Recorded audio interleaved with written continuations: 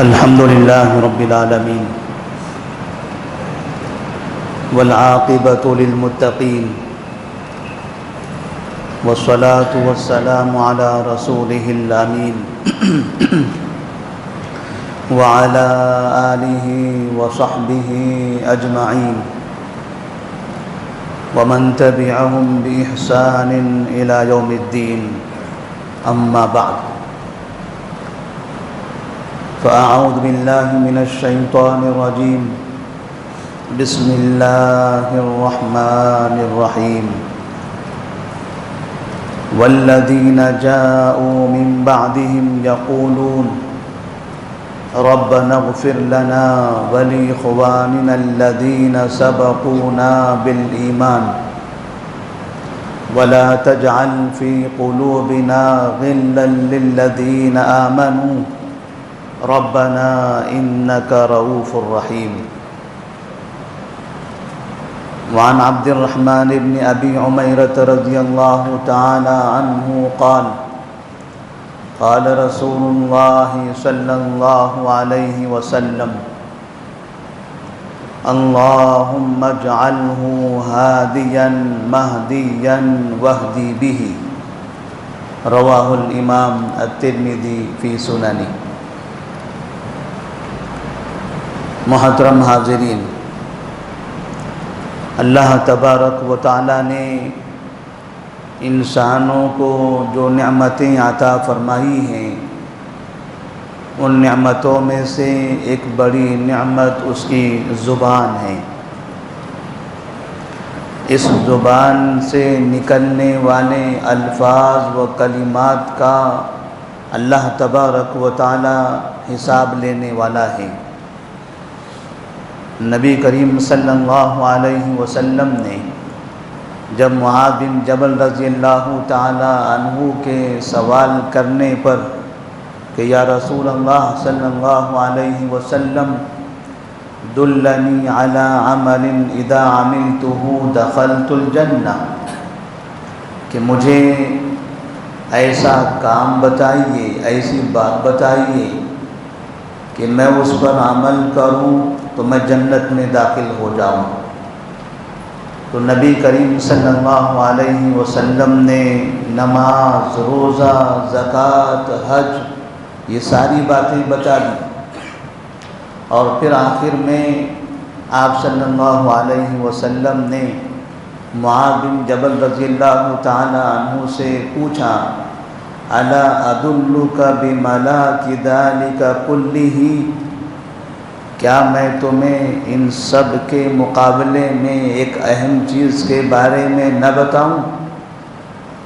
تو انہوں نے کہا بلا یا رسول اللہ، کیا یہاں اس سے بھی کوئی اہم چیز ہو سکتی ہے؟ آپ صلی اللہ علیہ وسلم نے نصیحت کرتے ہوئے فرمایا کف علیک ھذا، اپنی زبان پر کنٹرول کرو، اپنی زبان کی حفاظت کرو. تو معاذ بن جبل رضی اللہ تعالی عنہ فرماتے ہیں اِنَّا لَمُؤَاخَذُونَ بِمَا نَتَكَلَّمُ بِهِ یا رسول اللہ، اے اللہ کے رسول صلی اللہ علیہ وسلم، کیا جو ہم بولتے ہیں، بات چیت کرتے ہیں، کیا ہمارا ان سب کا مواخذہ ہونے والا ہے، ان سب کا حساب ہونے والا ہے؟ تو آپ نے فرمایا تھا ثقلتک امک یا معاذ، اے معاذ تم پر تعجب ہوتا ہے. وَهَلْ يَكُبُّ النَّاسُ فِي النَّارِ عَلَى وُجُوهِهِمْ إِلَّا حَصَائِدُ أَلْسِنَتِهِمْ، تمہیں یہ معلوم ہونا چاہیے کہ لوگوں کو کل قیامت میں جو منہ کے بل گھسیٹ کر جہنم میں پھینکا جائے گا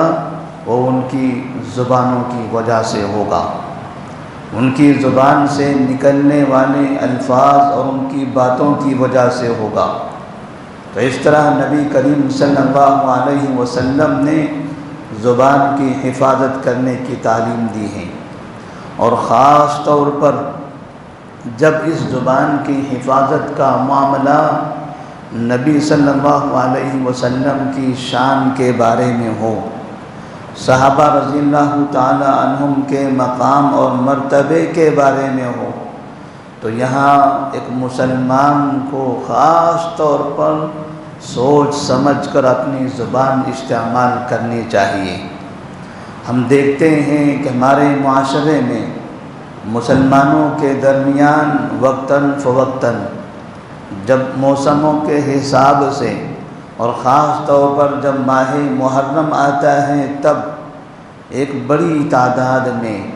لوگ صحابہ رضی اللہ تعالی عنہم کی شان میں گستاخیاں کرنے لگتے ہیں، ان کے بارے میں بد کلامی کرنے لگتے ہیں، ان کے درمیان ہونے والے اختلاف کو آج کے موجودہ دور کے اختلاف سے جوڑ کر ایسے بتاتے ہیں گویا وہ ان کے درمیان اختلافات ایسے ہوئے جیسے آج ہمارے اور ان کے درمیان کوئی اختلاف ہوتا ہو۔ نتیجہ یہ نکلتا ہے کہ مسلمان صحابہ رضی اللہ تعالی عنہم سے بدظن ہوتے ہیں، اور یہ صحابہ رضی اللہ تعالی عنہم کے بارے میں ان کی شان میں بد کلامی کرنا، ان سے بدظن کرنا، یہ حقیقت میں مسلمانوں کو اسلام سے دور کرنے کا بہت بڑا ذریعہ ہے۔ جو لوگ صحابہ رضی اللہ تعالیٰ عنہ کے خلاف بولتے ہیں انہیں نہ جنگ جمل سے مطلب ہے، نہ جنگ صفین سے مطلب ہے، نہ انہیں آل بیت سے مطلب ہے، نہ دیگر صحابہ عشرہ مبشرہ اور خلفائے راشدین سے مطلب ہے، انہیں مطلب ہے اسلام سے۔ وہ اسلام کو مشکوک بنانا چاہتے ہیں، وہ قرآن مجید کو مشکوک بنا دینا چاہتے ہیں، وہ احادیث رسول کو مشکوک بنا دینا چاہتے ہیں، مشتبہ بنا دینا چاہتے ہیں کہ مسلمان نہ قرآن پر یقین کر سکیں، نہ حدیثوں پر اعتماد کر سکیں، نہ صحابہ رضی اللہ تعالیٰ عنہم کی تعلیمات پر بھروسہ کر سکیں، مسلمان ادھر سے ادھر ایسے بھٹکتا پھرتا چلا جائے۔ تو صحابہ رضی اللہ تعالیٰ عنہم کے بارے میں اپنی زبان استعمال کرنے سے پہلے، صحابہ رضی اللہ تعالیٰ عنہم کی شان میں کچھ کہنے سے پہلے نبی کریم صلی اللہ علیہ وسلم کا وہ فرمان مسلمانوں کو یاد رکھنا چاہیے۔ عبداللہ بن عباس رضی اللہ تعالیٰ عنہما فرماتے ہیں کہ نبی صلی اللہ علیہ وسلم نے کہا تھا، من سب اصحابی، جو شخص میرے صحابہ کو برا کہے گا، من سب اصحابی، جو میرے صحابہ کو برا کہے گا، چاہے وہ ابوبکر صدیق رضی اللہ تعالیٰ عنہ کے بارے میں کہے، چاہے عمر اور عثمان رضی اللہ تعالیٰ عنہما کے بارے میں کہے، چاہے وہ علی رضی اللہ تعالیٰ عنہ کے بارے میں کہے، چاہے وہ حسن اور حسین رضی اللہ تعالیٰ عنہما کے بارے میں کہیں، چاہے وہ معاویہ بن ابی سفیان رضی اللہ تعالیٰ عنہما کے بارے میں کہیں، من سب اصحابی، جو شخص بھی میرے صحابہ کو برا کہے گا، فعلیہ لعنت اللہ، تو نبی صلی اللہ علیہ وسلم فرماتے ہیں اس پر اللہ تعالیٰ کی لعنت ہو۔ نبی نے اس کے لیے لعنت کی بد دعا فرمائی ہے، فعلیہ لعنت اللہ، اس پر اللہ تبارک و تعالیٰ کی لعنت ہو، والملائکۃ، اور فرشتوں کی لعنت ہو، والناس اجمعین، اور تمام انسانوں کی اس پر لعنت ہو۔ نبی صلی اللہ علیہ وسلم نے صحابہ رضی اللہ تعالیٰ عنہم کا احترام کرنے کی تلقین فرمائی، کیونکہ آپ صلی اللہ علیہ وسلم کی زندگی میں آپ کی سیرت کو پڑھنے، آپ کے اعمال کو یاد کرنے، اس کو محفوظ کرنے کا کام یہی صحابہ رضی اللہ تعالی عنہم نے کیا تھا۔ یہی وہ لوگ تھے جو نبی کے ساتھ رہا کرتے تھے، یہی وہ لوگ تھے جنہوں نے نبی کے ساتھ زندگی گزار کر اسلام کے لیے قربانیاں دی ہیں، یہی وہ لوگ تھے جنہوں نے نبی کی اسلامی دعوت میں مدد فرمائی ہے، یہی وہ لوگ ہیں جنہوں نے نبی صلی اللہ علیہ وسلم پر نازل کردہ دین کو محفوظ کر کے دنیا میں عام کر دیا، پھیلا دیا۔ اس طرح صحابہ رضی اللہ تعالیٰ عنہ کی بڑی خدمات ہیں۔ اور اللہ تبارک و تعالیٰ نے قرآن مجید میں فرمایا والسابقون الاولون من المہاجرین والانصار والذین اتبعوہم بإحسان رضی اللہ عنہم ورضوا عنہ رضی اللہ عنہم ورضوا عنہ۔ جتنے بھی صحابہ گزرے ہیں، چاہے وہ مہاجرین صحابہ ہو، انصار صحابہ ہو، پہلے اسلام لانے والے صحابہ ہوں، بعد میں اسلام قبول کرنے والے صحابہ ہوں، اس لیے کہ کچھ ایسے افراد تھے جنہوں نے نبوت کے پہلے سال ایمان لایا، کچھ ایسے تھے جنہوں نے دوسرے سال، کسی نے تیسرے سال، کسی نے چوتھے سال۔ مکہ کے 13 سال کی زندگی میں ہر سال کوئی نہ کوئی مسلمان ہوتا رہا۔ پھر جب آپ صلی اللہ علیہ وسلم مدینہ منورہ آئے، یہاں سے بھی آپ نے اسلام کی دعوت دی۔ اس 10 سال کے درمیان میں بھی الگ الگ وقت میں کوئی نہ کوئی مسلمان ہوتا رہا۔ جتنے بھی مسلمان ہوئے ہیں، چاہے غار حرا میں نازل ہونے والی آیت کے فوراً بعد مسلمان ہوا ہو، چاہے نبی کریم صلی اللہ علیہ وسلم کے انتقال سے چند دن پہلے مسلمان ہوا ہو، جس نے بھی نبی کی صحبت اختیار کی، نبی کے ہاتھ پر ایمان قبول کر لیا، اللہ تبارک و تعالیٰ نے ان سب کے بارے میں کہا رضی اللہ عنہم ورضوا عنہ۔ اللہ تبارک و تعالیٰ ان سے راضی ہوا اور وہ اللہ سے راضی ہو گئے۔ اللہ تبارک و تعالیٰ ان سے راضی ہوا اور وہ اللہ سے راضی ہو گئے۔ لہذا آپ صلی اللہ علیہ وسلم کے صحابہ کے بارے میں، خاص طور پر خلفائے راشدین ابوبکر صدیق، عمر فاروق، عثمان غنی، علی بن ابی طالب، اس طرح سے یہ خلفائے راشدین رضی اللہ تعالیٰ عنہم کے بارے میں بھی مسلمانوں کو بدظنی کا شکار نہیں ہونا چاہیے۔ مسلمانوں کے ان کے بارے میں یا ان کے آپسی مسائل کے بارے میں غلط فہمیاں پیدا کرنے کی کوشش نہیں کرنی چاہیے۔ ایک زمانہ تھا جب لوگ ابوبکر صدیق رضی اللہ تعالیٰ عنہ کے مقابلے میں علی رضی اللہ تعالیٰ عنہ کو کھڑا کر دیتے تھے اور ان دونوں کا مقابلہ کرواتے تھے۔ پھر کبھی ابوبکر صدیق رضی اللہ تعالیٰ عنہ کی تائید کرتے ہوئے علی کو برا کہتے، کبھی علی رضی اللہ تعالیٰ عنہ کی تائید کرتے ہوئے ابوبکر صدیق رضی اللہ تعالیٰ عنہ کو برا کہتے تھے۔ یہ ایک سلسلہ ایک زمانے تک چلتا رہا۔ پھر یہ مسلمان، یہ جو صحابہ کو اس طرح سے آپس میں لڑا کر ان کے درمیان میں اس طرح سے مقابلے کروا کے ساری دنیا کے مسلمانوں کو 2 حصوں میں تقسیم کر دینا چاہتے ہیں، ایک وہ مسلمان جو صحابہ سے محبت کرتے ہیں، دوسرے وہ مسلمان یا دوسرے وہ افراد جو صحابہ سے نفرت کرتے ہیں۔ ظاہر سی بات ہے، صحابہ سے نفرت کرنے والوں کو مسلمان تو نہیں کہا جا سکتا۔ جو صحابہ سے محبت کرے وہی مسلمان ہیں، جو صحابہ سے محبت نہیں کرتا وہ مسلمان نہیں، وہ منافق ہی ہو سکتا ہے۔ بعد میں ایک ایسا زمانہ آیا، ہم دیکھتے ہیں کہ معاویہ رضی اللہ تعالیٰ عنہ اور علی رضی اللہ تعالیٰ عنہ کا مقابلہ کروایا جا رہا ہے۔ بار بار معاویہ رضی اللہ تعالیٰ عنہ کے اور علی رضی اللہ تعالیٰ عنہ کے درمیان ہونے والے واقعات کا تذکرہ کر کے مسلمان معاویہ رضی اللہ تعالیٰ عنہ پر بد کلامی کر رہے ہیں۔ معاویہ بن ابی سفیان رضی اللہ تعالیٰ عنہ، معاویہ بن ابی سفیان رضی اللہ تعالیٰ عنہ، ابو سفیان جو ان کے والد محترم تھے، یہ مکہ مکرمہ کے قریش کے عرب کے بڑے سرداروں میں مانے جاتے تھے۔ مکہ جب فتح ہوا سن 8 ہجری میں، اس وقت ابو سفیان رضی اللہ تعالیٰ عنہ نے اسلام قبول کیا، ان کے ساتھ میں ان کے بیٹے معاویہ رضی اللہ تعالیٰ عنہ، اسی طرح ان کے ایک بیٹے کا نام تھا یزید رضی اللہ تعالیٰ عنہ۔ معاویہ اور یزید یہ دونوں بھائی تھے۔ ابو سفیان رضی اللہ تعالیٰ عنہ کے یہ 2 بیٹے تھے، یہ دونوں نے بھی اسلام قبول کر لیا تھا۔ ایک وہ یزید جو بعد میں آئے اور یہ یزید صحابی ہیں جو ابو سفیان رضی اللہ تعالیٰ عنہ کے بیٹے ہیں۔ ان پورے گھرانے نے، ابو سفیان رضی اللہ تعالیٰ عنہ کے گھرانے نے مکہ جب فتح ہوا تب انہوں نے اسلام قبول کر لیا، اسلام میں داخل ہوئے اور اس کے بعد اسلام کی بڑی خدمت انجام دی۔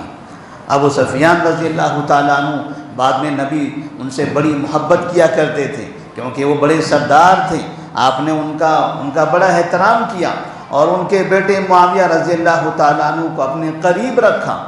ان کو اپنے قریب رکھا اور اتنا اعتماد کیا ان کے اوپر، معاویہ رضی اللہ تعالیٰ عنہ پر، نبی صلی اللہ علیہ وسلم نے جب قرآن مجید قرآن مجید اللہ تبارک و تعالیٰ نازل فرماتا تھا، آسمان سے جب وحی اترتی تھی تو آپ کہتے تھے معاویہ کہاں ہیں انہیں بلاؤ، معاویہ کہاں ہیں انہیں بلاؤ، اس لیے کہ معاویہ رضی اللہ تعالیٰ عنہ بہترین لکھنا جانتے تھے، پڑھنا جانتے تھے، تو آپ انہیں بلاتے اور ان سے کہتے معاویہ مجھ پر ابھی فنا آیت نازل ہوئی ہے، اس کو لکھو، کیونکہ نبی کریم صلی اللہ علیہ وسلم کو لکھنا نہیں آتا تھا، آپ کو لکھنا نہیں آتا تھا، آپ پر جب قرآن مجید کی آیتیں نازل ہوتی تھی وہ آیتیں آپ لکھواتے تھے، اور لکھنے کے لیے کچھ صحابہ متعین تھے، ایک معاویہ رضی اللہ تعالیٰ عنہ تھے، دوسرے زید بن ثابت رضی اللہ تعالیٰ عنہ تھے، اسی طرح سے علی رضی اللہ تعالیٰ عنہ تھے، ایسے اور بھی چند صحابہ موجود تھے، باقاعدہ ان کو آپ نے کاتب بنا رکھا تھا کہ جب بھی ان میں سے کوئی ملتا آپ انہیں بلاتے اور جو وحی نازل ہوئی ہے، جو آیت نازل ہوئی ہے ان سے لکھواتے۔ یہ قرآن مجید لکھوانے کا کام آپ ان سے لیا کرتے تھے، اتنا بڑا اعتماد آپ نے معاویہ رضی اللہ تعالیٰ عنہ پر کیا تھا۔ تو معاویہ رضی اللہ تعالیٰ عنہ کے بارے میں نبی کریم صلی اللہ علیہ وسلم نے ایک مرتبہ کہا تھا اللہم اجعلہ ہادیا مہدیا وہدی بہ، اے اللہ اس کو تو ہدایت دینے والا یعنی صحیح رہنمائی کرنے والا بنا دے،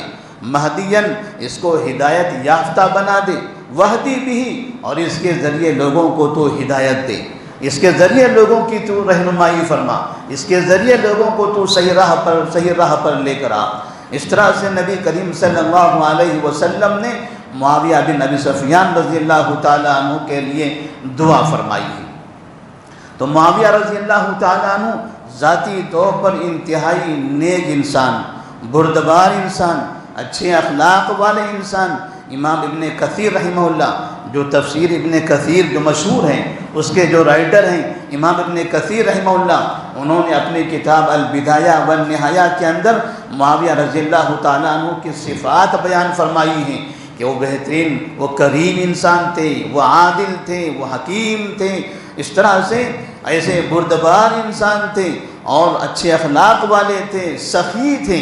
وہ سخی تھے، انصاف کرنے والے انسان تھے۔ نبی کریم صلی اللہ علیہ وسلم نے تبھی تو اس شخص پر اتنا بھروسہ کیا، اتنا اعتماد کیا اور ان کو اپنا کاتب بنایا تھا۔ ابو سفیان رضی اللہ تعالیٰ عنہ کے اس بیٹے کو نبی صلی اللہ علیہ وسلم نے اپنا کاتب بنایا، اور ابو سفیان رضی اللہ تعالیٰ عنہ کی بیٹی ام حبیبہ جو معاویہ رضی اللہ تعالیٰ عنہ کی بہن تھی، آپ صلی اللہ علیہ وسلم نے ان سے نکاح کیا۔ اس طرح سے ابو سفیان رضی اللہ تعالیٰ عنہ نبی صلی اللہ علیہ وسلم کے سسر ہو گئے، اور معاویہ رضی اللہ تعالیٰ عنہ نبی صلی اللہ علیہ وسلم کے برادر نسبتی ہو گئے۔ آپ صلی اللہ علیہ وسلم نے ان کو اپنے گھر سے جوڑ دیا تھا، اپنے گھرانے سے اپنے رشتے میں ڈال دیا تھا، اور اس طرح کسی شخص کا ایک تو نسبی رشتہ اور ایک سسرالی رشتہ،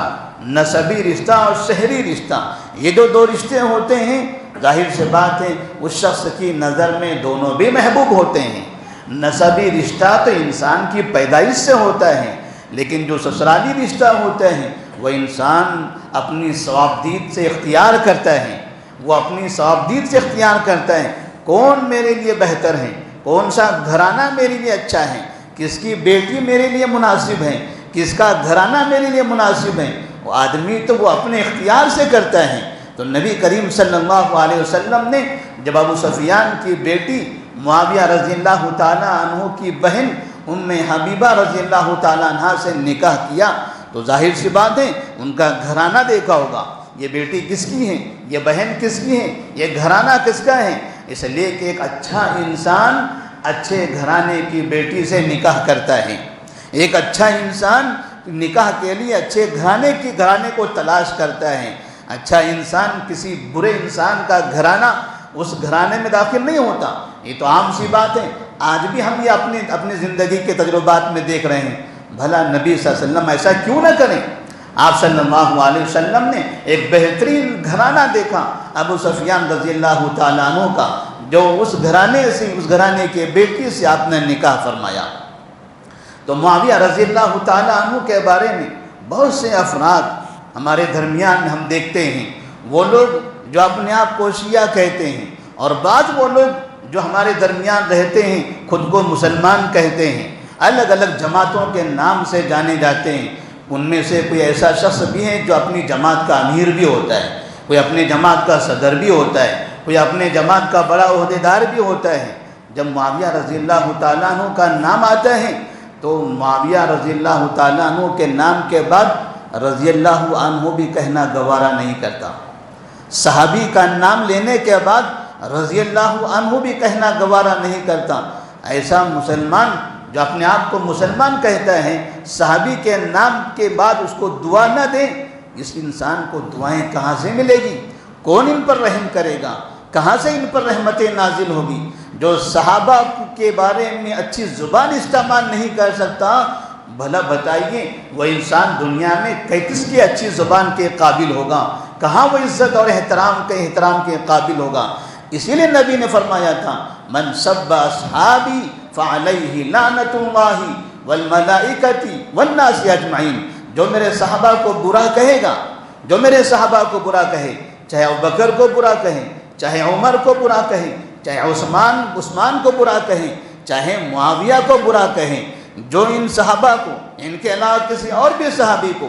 جو میرے صحابہ رضی اللہ تعالیٰ عنہ کو برا کہے گا، فعلیہ لعنت اللہ، اس پر اللہ تبارک و تعالیٰ کی لعنت ہو۔ نبی نے بددعا فرمائی، اس پر اللہ کی لعنت ہو، والملائکۃ، تمام فرشتوں کی اس پر لعنت ہو، والناس اجمعین، اور تمام انسانوں کی اس پر لعنت ہو۔ تو نبی کریم صلی اللہ علیہ وسلم کی یہ بددعائیں انسان کو اگر یاد آ جائیں تو کبھی انسان صحابہ رضی اللہ تعالیٰ عنہ کی شان میں بدزبانی کرنے کے بارے میں نہ سوچے۔ لیکن افسوس ہوتا ہے بہت سے لوگ جو ہندوستان کے اندر اور الگ الگ پڑوسی ملکوں کے اندر جو سیاسی مسائل پر گفتگو کرتے ہوئے دکھائی دیتے ہیں، جو دنیا میں خلافت کے نعرے لگانے کی باتیں کرتے ہیں، ہم خلافت لائیں گے، ہم حکومت لائیں گے، ہم فلاں لائیں گے، یہ سیاسی باتیں کرنے والوں نے آج تک بھی سیاست کو سمجھا نہیں ہے۔ یہ خلافت کی زبان استعمال کرنے والوں کو پتہ ہی نہیں ہے خلافت ہوتی کیا ہے۔ یہ خلافت کے نام پر پیدل لوگ ہیں، انہوں نے علی رضی اللہ تعالیٰ عنہ کے خلافت کے بارے میں بات کرنا شروع کر دی۔ ملک میں، دنیا میں خلافت کی باتیں کرتے کرتے وہ علی رضی اللہ تعالیٰ عنہ کے خلافت تک چلے گئے، پھر ان کے آگے عثمان غنی رضی اللہ تعالیٰ عنہ کے خلافت تک چلے گئے، اور یہاں بیٹھ کر وہ کہنے لگے عثمان غنی رضی اللہ تعالیٰ عنہ کو خلافت کرنا نہیں آتی تھی۔ وہ یہ کہنے لگے کہ عثمان غنی رضی اللہ تعالیٰ عنہ کو خلافت کرنا نہیں آتی تھی، وہ ان کو صحیح سیاست کرنے نہیں آئی، انہیں سیاست کرنی آتی ہے، انہیں سمجھتا ہے سیاست کیسی کی جاتی ہے۔ وہ ذوالنورین، وہ نبی کے داماد جن کو تمام صحابہ نے اتفاق کے ساتھ خلیفہ بنایا تھا، یہ مسلمان کہتے ہیں کہ اس عثمان غنی رضی اللہ تعالیٰ عنہ کو خلافت ہی نہیں آتی تھی۔ اس کا مطلب یہ تھا کہ باقی جتنے صحابہ نے علی رضی اللہ تعالیٰ عنہ نے ان کے ہاتھ پر بیعت کیا تھا، حسن اور حسین رضی اللہ تعالیٰ عنہ نے ان کے ہاتھ پر بیعت کیا تھا، ہزاروں صحابہ رضی اللہ تعالیٰ عنہ نے عثمان غنی رضی اللہ تعالیٰ عنہ کے ہاتھ پر بیعت کی تھی، ان کو خلیفہ مانا تھا۔ اس کا مطلب وہ تمام کے تمام صحابہ کو سمجھتا ہی نہیں تھا کہ خلیفہ کون ہونا چاہیے، انہیں نہیں پتا تھا کہ یہ آدمی خلافت کے مستحق ہے یا نہیں ہے۔ علی رضی اللہ تعالیٰ عنہ نے کیسے ان کو بیعت، ان کے ہاتھ پر بیعت کر لی، حسن حسین نے کیسے بیعت کر لی، آل بیت نے کیسے ان کے ہاتھ پر بیعت کی، تمام صحابہ نے کیسے بیعت کی۔ تمام صحابہ کا متفق علیہ خلیفہ تھا، اور اس خلیفہ کو ہمارے بعض مسلمان اپنی کتابوں میں لکھتے ہیں۔ خلافت و ملوکیت جیسی دنیا کی انتہائی گندی کتاب، خلافت و ملوکیت نامی جیسی انتہائی گندی کتاب، ایسی کتابوں میں کچھ مسلم رہنماؤں نے یہ لکھا ہوا ہے کہ عثمان غنی رضی اللہ تعالیٰ عنہ کو خلافت نہیں آتی تھی، وہ خلافت سمجھتے ہی نہیں تھے، انہیں ملک سنبھالنا ہی نہیں آتا تھا۔ پھر وہاں سے ان کے بعد جب علی رضی اللہ تعالیٰ عنہ کے خلافت کا زمانہ آتا ہے تو جنگ جمل اور جنگ صفین کا تذکرہ بار بار کر کے، بار بار اپنے مساجد میں ان جنگوں کا تذکرہ کر کے صحابہ رضی اللہ تعالیٰ عنہ کو دو حصوں میں تقسیم کر دیتے ہیں، ایک علی رضی اللہ تعالیٰ عنہ اور ان کے ساتھیاں، اور دوسرے معاویہ رضی اللہ تعالیٰ عنہ اور ان کے ساتھی، دو حصوں میں تقسیم کر دیتے ہیں۔ اور پھر علی سے محبت کا دعویٰ کرتے کرتے، ان کا نعرہ لگاتے لگاتے معاویہ رضی اللہ تعالیٰ عنہ عمرو بن عاص رضی اللہ تعالیٰ عنہ اور ان کے ساتھ جو صحابہ موجود تھے، ان تمام صحابہ کے خلاف بد کلامی کرنے لگتے ہیں۔ ایک طرف ان کو اچھا مان کر، ان سے محبت کا دعویٰ کر کے، ان سے محبت کا نعرہ لگوا کر ان پر بد کلامی کرنا، یہ تو جن لوگوں نے آپس میں جنگیں کی تھی، ایک طرف علی تھے، دوسری طرف معاویہ تھے، ساری زندگی کبھی علی رضی اللہ تعالیٰ عنہ نے معاویہ کو برا نہیں کہا، ساری زندگی حسن حسین نے کبھی معاویہ کو برا نہیں کہا۔ علی رضی اللہ تعالیٰ عنہ کی فوج میں جتنے صحابہ تھے، کسی نے بھی معاویہ رضی اللہ تعالیٰ عنہ اور دیگر صحابہ کے بارے میں کبھی بد کلامی نہیں کی۔ وہ عظیم انسان، وہ عظیم صحابہ، وہ دنیا کی سب سے بہترین مخلوق، وہ لوگ آپس میں اتنا احترام سے رہیں، اتنی محبت سے رہیں۔ بعض ایسی غلط فہمیاں ہوئیں کہ جس کی وجہ سے اختلافات ہو گئیں۔ معاویہ رضی اللہ تعالیٰ عنہ کے سامنے ایک مرتبہ ابو مسلم الخولانی شخص آتا ہے اور وہ کہتا ہے کہ انت تنازع الخلافہ، کیا تم خلافت کا مقابلہ کرنا چاہتے ہو، خلافت چاہتے ہو؟ علی رضی اللہ تعالیٰ عنہ خلیفہ ہیں، کیا تم خلافت چاہتے ہو؟ انت خیر منہ، کیا آپ ان سے بہتر ہو؟ کیا آپ علی رضی اللہ تعالیٰ عنہ سے بہتر ہو؟ ابو مسلم الخولانی یہ جنگ صفین کے وقت میں جب کہ اختلاف ہو گیا تھا، جنگ ہو گئی تھی، تو اس وقت کہتا ہے کیا تم علی سے بہتر ہو؟ کیا تم علی کی خلافت میں دعوے دار ہو؟ کیا تم یہ سمجھتے ہو کہ آپ خلافت کے حقدار ہو؟ تو معاویہ رضی اللہ تعالیٰ عنہ فرماتے ہیں واللہ انی لأعلم ان علیا خیرا منی وافضل منی، اللہ تبارک و تعالیٰ بہتر جانتا ہے، اور میں یقین کے ساتھ تمہیں بتا دینا چاہتا ہوں علی رضی اللہ تعالیٰ عنہ مجھ سے بہتر ہیں، علی رضی اللہ تعالیٰ عنہ مجھ سے افضل ہیں، اور حکومت اور خلافت کے حقدار وہی ہیں،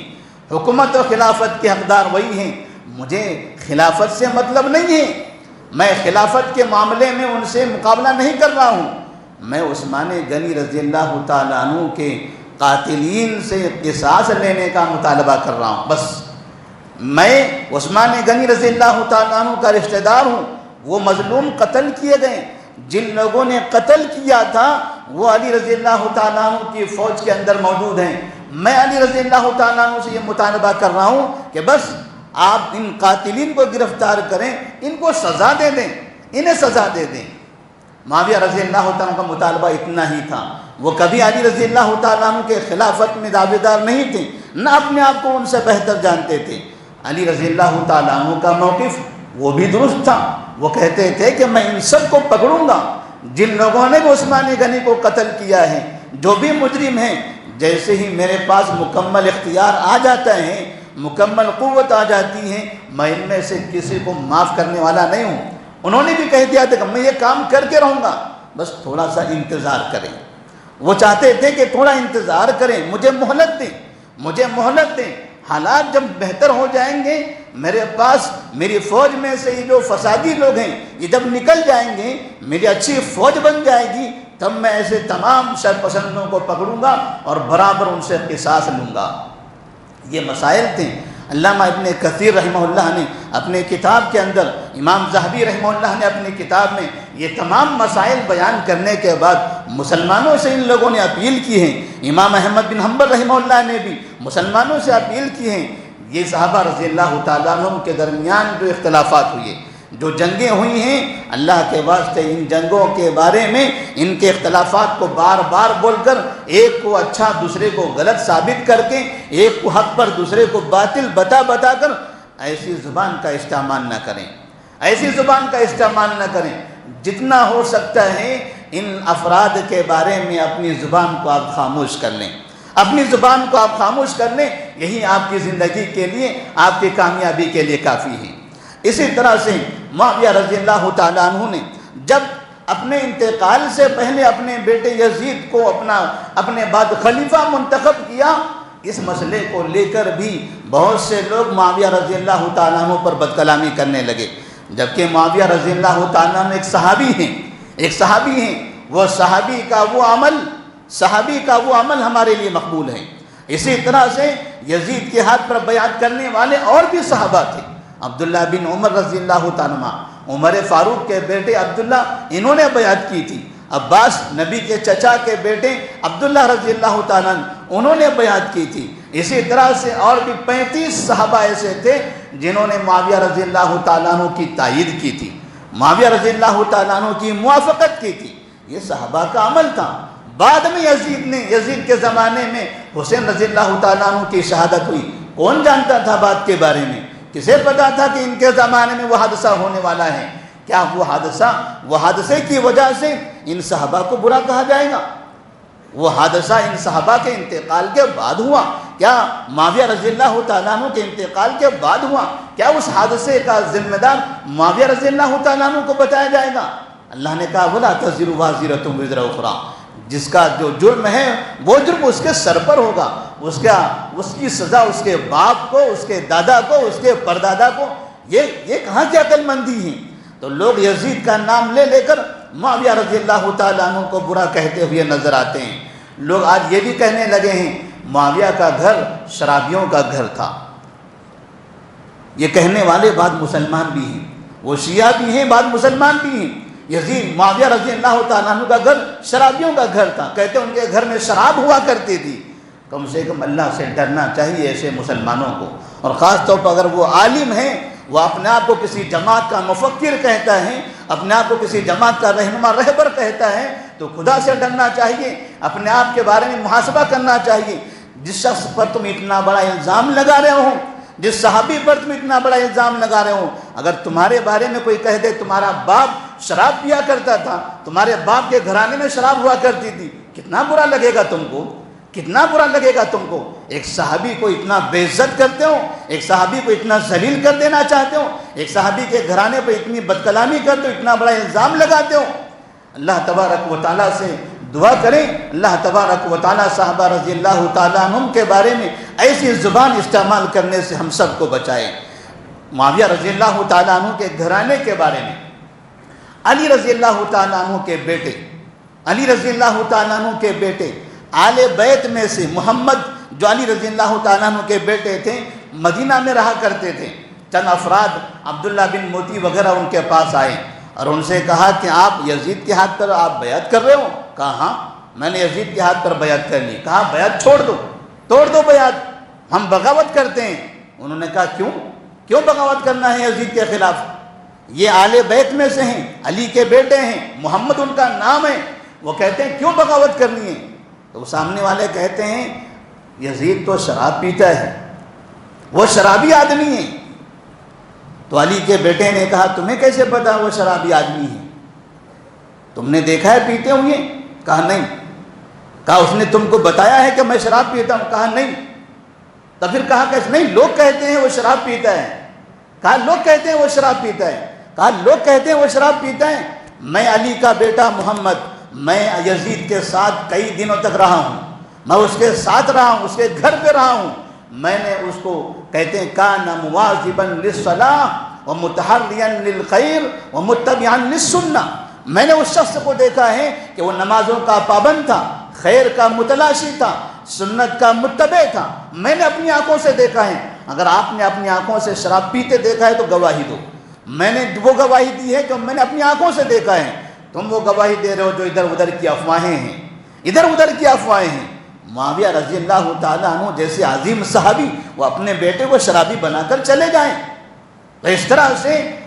طرح سے معاویہ رضی اللہ تعالیٰ عنہ پر بدکلامی کرنے کے لیے ان کے بیٹے کے بارے میں بھی بہت سی ایسی روایتیں بیان کی جاتی ہیں۔ اللہ تبارک و تعالیٰ سے دعا کریں کہ اللہ تبارک و تعالیٰ ہم تمام کو سچ بولنے کی توفیق عطا فرمائے، خاص طور پر جب صحابہ رضی اللہ تعالیٰ عنہم کا معاملہ ہو تو وہاں اپنی زبان کی حفاظت کرنے کی توفیق عطا فرمائے۔ خامخواہ صحابہ کے بارے میں غلط فہمیاں پیدا کرنا، مسلمانوں کو ان سے بدظن کرنا، مسلمانوں کے درمیان میں ان کو ذلیل کرنے کی کوشش کرنا، اللہ تبارک و تعالی ہم سب کو ان ایسے خرافات سے محفوظ رکھے۔ وآخر دعوانا الحمدللہ رب العالمین۔